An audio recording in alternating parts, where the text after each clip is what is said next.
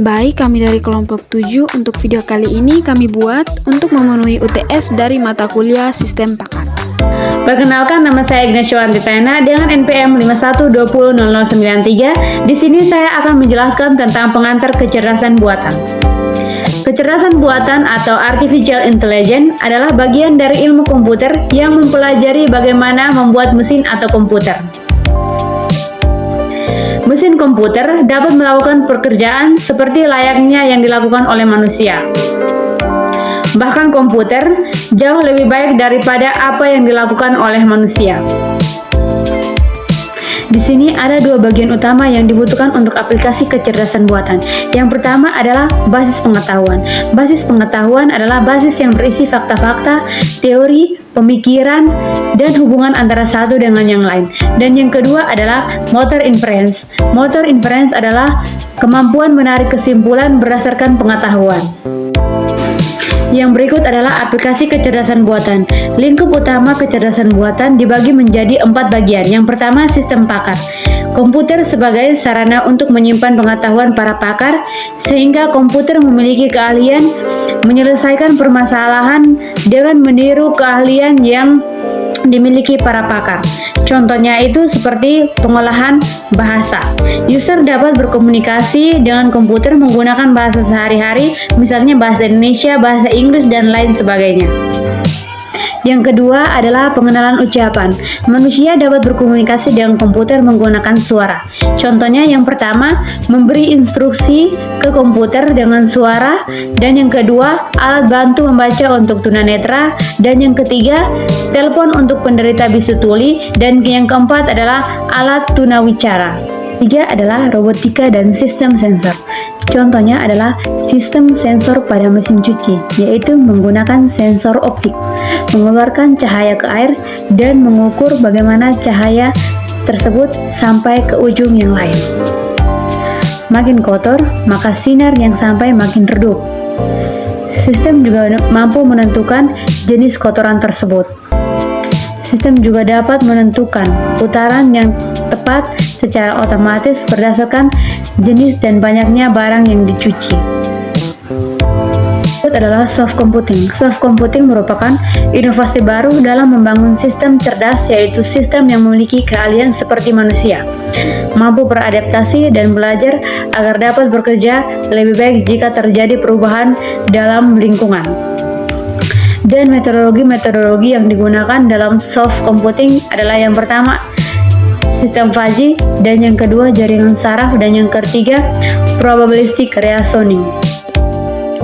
Perkenalkan, nama saya Maria Wilhelmina Musfinit, NPM 51200077. Di sini saya akan menjelaskan tentang pengenalan sistem pakar. Yang pertama, apa itu sistem pakar? Sistem pakar berasal dari istilah knowledge-based expert system, menggunakan human knowledge yang dimasukkan ke dalam komputer untuk memecahkan masalah yang umumnya memerlukan keahlian seorang pakar. Pada dasarnya, kepakaran ditransfer dari seorang pakar ke komputer, pengetahuan yang ada disimpan dalam komputer, dan pengguna dapat berkonsultasi pada komputer itu untuk suatu nasihat, lalu komputer dapat mengambil inferensi atau menyimpulkan, mendedukasi, dan lain-lain seperti layaknya seorang pakar, kemudian menjelaskannya ke pengguna tersebut bila perlu dengan alasan-alasannya. Sistem pakar menurut para ahli. Menurut Turban 2001, sistem yang digunakan pengetahuan manusia di mana pengetahuan tersebut dimasukkan ke dalam sebuah komputer dan kemudian digunakan untuk menyelesaikan masalah yang membutuhkan kepakaran atau keahlian manusia. Sejarah dan contoh penggunaan sistem pakar. Sistem pakar mulai dikembangkan pertengahan tahun 1960. Sistem pakar pertama kali adalah GPPS atau General Purpose Problem Solver yang dikembangkan oleh Newell dan Simon. Contoh penggunaan sistem pakar yaitu aplikasi Micin, aplikasi Dendral, aplikasi Shopee, aplikasi Delta, aplikasi Prospecto, aplikasi Folio. Kemampuan sistem pakar. Pertama, menghimpun data dalam jumlah yang besar. Kedua, menyimpan data tersebut dalam jangka waktu yang lama dalam bentuk tertentu. Tiga, mengerjakan perhitungan secara cepat dan tepat serta mencari kembali data yang tersimpan dengan kecepatan tinggi. 4. Meningkatkan produktivitas. 5. Membuat seorang yang awam bekerja seperti layaknya seorang pakar. 6. Meningkatkan kualitas dengan memberi nasihat yang konsisten dan mengurangi kesalahan. 7. Mampu menangkap pengetahuan dan kepakaran seseorang. 8. Dapat beroperasi di lingkungan yang berbahaya. 9. Memudahkan akses pengetahuan seorang pakar. 10. Handal. 11. Meningkatkan kapabilitas sistem komputer. 12. Mampu bekerja dengan informasi yang tidak lengkap atau tidak pasti selama konsultasi dengan pakar tetap akan memberikan jawabannya. 13. Bisa digunakan sebagai media pelengkap dalam pelatihan. 14. Meningkatkan kemampuan untuk menyelesaikan masalah karena mengambil dari sumber pengetahuan banyak pakar. Keuntungan sistem pakar. 1. Menjadikan pengetahuan lebih mudah didapat. Yang kedua, meningkatkan output dan produktivitas. Ketiga, menyimpan kemampuan dan keahlian para pakar. Yang keempat, meningkatkan penyelesaian masalah. Kelima, meningkatkan reliabilitas. 6. Memberikan respon atau jawaban yang cepat. 7. Merupakan panduan yang intelijen atau cerdas. 8. Dapat bekerja dengan informasi yang kurang lengkap dan mengandung ketidakpastian. 9. Dapat digunakan untuk mengakses basis data dengan cara cerdas. Berikut kelemahan sistem pakar. 1. Pengetahuan tidak bisa selalu didapat dengan mudah karena pendekatan yang dibuat oleh satu pakar dengan pakar lainnya berbeda. 2. Untuk membuat suatu sistem yang berkualitas sangat sulit dan memerlukan biaya yang tinggi. 3. Sistem pakar tidak 100% benar, perlu diuji ulang sebelum digunakan. Dalam hal ini, peranan manusia merupakan faktor dominan. Yang berikut ciri-ciri sistem pakar. 1. Terbatas pada domain keahlian tertentu. Kedua, dapat memberikan penalaran untuk data-data yang tidak lengkap atau tidak pasti. 3. Dapat menjelaskan alasan-alasan dengan cara yang dapat dipahami. 4. Bekerja berdasarkan pada kaidah atau rules tertentu. 5. Mudah dimodifikasi. 6. Basis pengetahuan dan mekanisme inferensi terpisah. Nama saya Aldi Gundane Sali dengan NPM 51/2090. Di sini saya akan menjelaskan materi tentang inferensi. Baik, di sini dikatakan bahwa inferensi merupakan proses untuk menghasilkan informasi dari fakta yang diketahui atau diasumsikan. Misalnya, kita ambil contoh seorang dokter ingin melakukan proses diagnosis sistem pakarnya untuk diagnosis penyakit, maka fakta itu adalah gejala-gejala yang dialami oleh pasien itu. Kemudian inferensi itu adalah suatu metode untuk menggali apa yang dirasakan oleh pasien. Kemudian juga bagaimana kita bisa membangkitkan pengetahuan dari pakar yang disimpan di dalam sistem sehingga bisa diperoleh penyakit apa yang diagnosis oleh pasien. Yang berikut adalah metode inferensi. Dalam metode inferensi dibagi menjadi dua bagian, yaitu yang pertama, runut maju atau forward chaining, merupakan metode pencarian yang melalui proses pencarian dari sekumpulan data atau fakta. Dari fakta-fakta tersebut dicari suatu kesimpulan yang menjadi solusi dari permasalahan yang dihadapi. Yang kedua, runut balik atau backward chaining merupakan metode pencarian yang arahnya kebalikan dari runut maju. Proses pencarian dimulai dari tujuan, yaitu kesimpulan yang menjadi solusi dari permasalahan yang dihadapi. Yang berikut adalah fungsi inferensi. Dibagi menjadi 5 bagian, yaitu yang pertama, memberikan pertanyaan kepada user, yang kedua, menambah jawaban pada working memory, yang ketiga, menambah fakta baru dari suatu rule, yang keempat, menambahkan fakta baru tersebut pada working memory, dan yang kelima, mencocokkan fakta pada working memory dengan rule. Saya atas nama Aldo Alexander Suniatpa akan membawakan materi presentasi dari kelompok kami mengenai representasi pengetahuan dalam mata kuliah sistem pakar. Baik, kita mulai. Representasi pengetahuan merupakan metode yang digunakan untuk memodelkan pengetahuan dalam sebuah sistem pakar yang berbasis pengetahuan. Representasian dimaksudkan untuk menangkap sifat-sifat penting problema dan membuat informasi itu dapat diakses prosedur pemecahan problema. Bahasa representasi harus dapat membuat seseorang pemrogram mampu mengekspresikan pengetahuan yang diperlukan untuk mendapatkan solusi dari masalah yang ada dan diterjemahkan ke dalam bahasa pemrograman dan dapat disimpan. Dalam representasi pengetahuan sistem pakar terdapat beberapa model representasi yang akan saya jelaskan, yaitu yang pertama, model representasi logika. Merupakan suatu pengkajian ilmiah tentang serangkaian penalaran, sistem kaidah, dan prosedur yang membantu proses penalaran.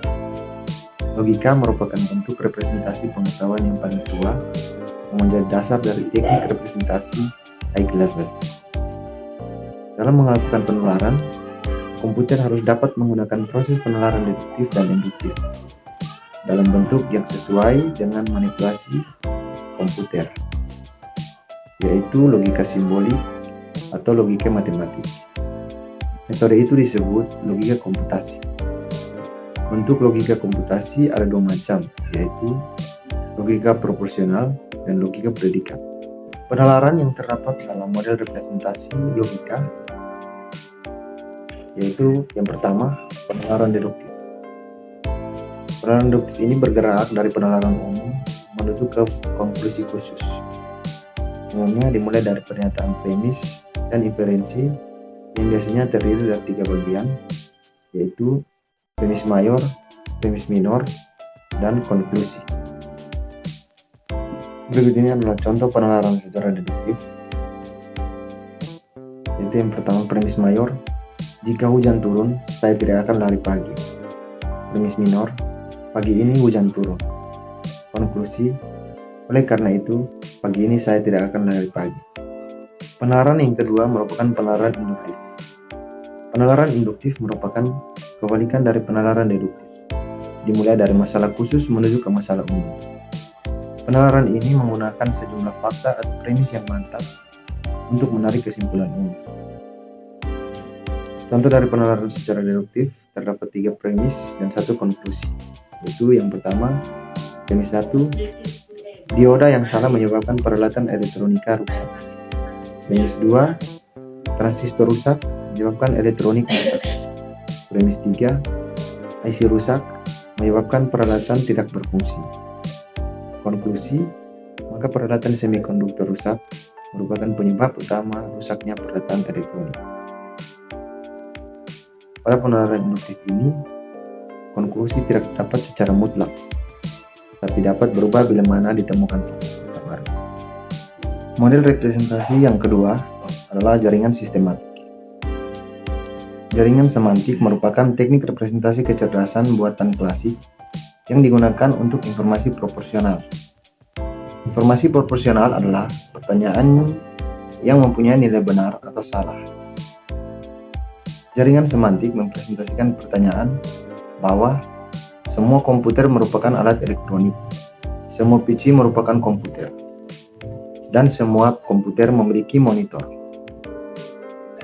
Dari pernyataan tersebut, dapat diketahui bahwa semua PC memiliki monitor yang hanya sebagian alat elektronik yang memiliki monitor. Model representasi yang ketiga adalah Object Attribute Value atau yang biasa disingkat OAV. Objek dapat berupa bentuk fisik atau konsep. Atribut adalah karakteristik atau sifat dari objek tersebut. Value merupakan besaran, nilai, tekanan spesifik dari atribut tersebut pada situasi tertentu. Dapat berupa numerik, string, dan bulan.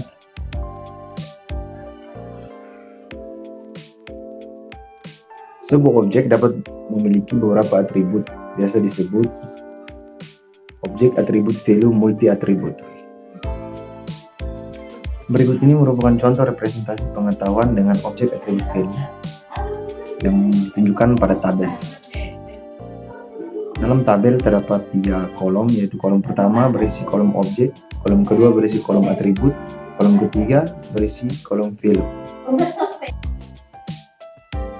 Nah, dalam tabel contoh ini kita melihat bahwa objek berisi mangga, atribut berisi warna, dan value berisi hasil dari representasi pengetahuan yaitu hijau orange.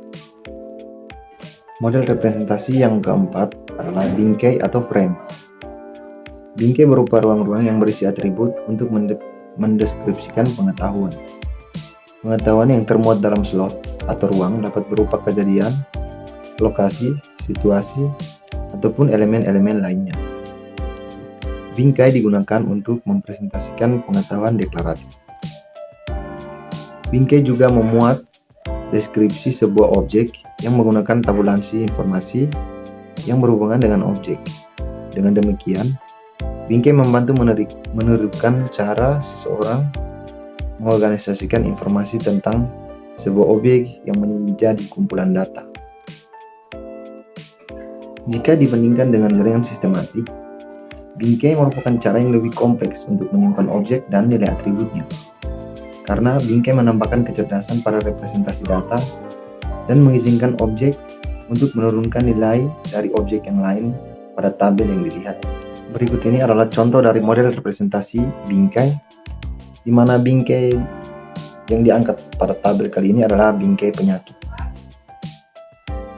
di mana dalam setiap kolom tabel terdapat 2, yaitu ruang atau slot, dan kolom yang kedua merupakan isi atau filter, di mana pada tabel ruang menjelaskan nama, gejala, dan obat, sedangkan tabel isi menjelaskan nama dari penyakit, gejala dari penyakit tersebut, dan obat untuk mengatasi penyakit tersebut. Model representasi yang berikut merupakan representasi kaidah produksi. Kaidah produksi menyediakan cara formal yang mempresentasikan rekomendasi, arahan, atau strategi. Kaidah produksi dituliskan dalam bentuk jika, maka, atau if then. Kaidah if then menghubungkan antecedent dengan konsekuensi yang diakibatkannya.